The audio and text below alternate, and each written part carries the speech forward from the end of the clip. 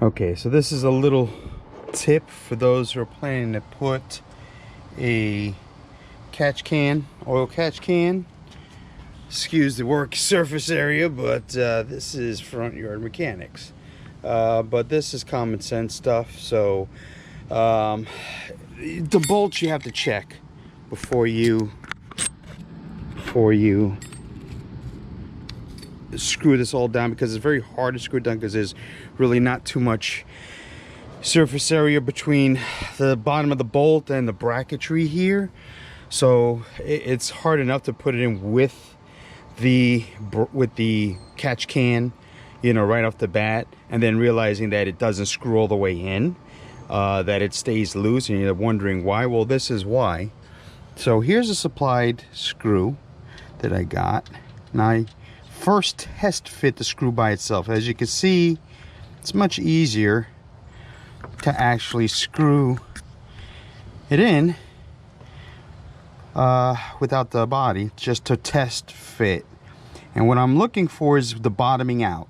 There it is. It bottomed out, and I don't know if you can see, but there's about 2 treads that are still exposed. So now I back it out again, very easy to do without the bracket on. You know, this will save about probably up to 45 minutes worth of trial and error by doing this little trick here. So I take the supplied washer, or in this case spacer, and you could set it in, but you can't really see. But here's a nifty trick. Take it out, put it right next to it, and now you can see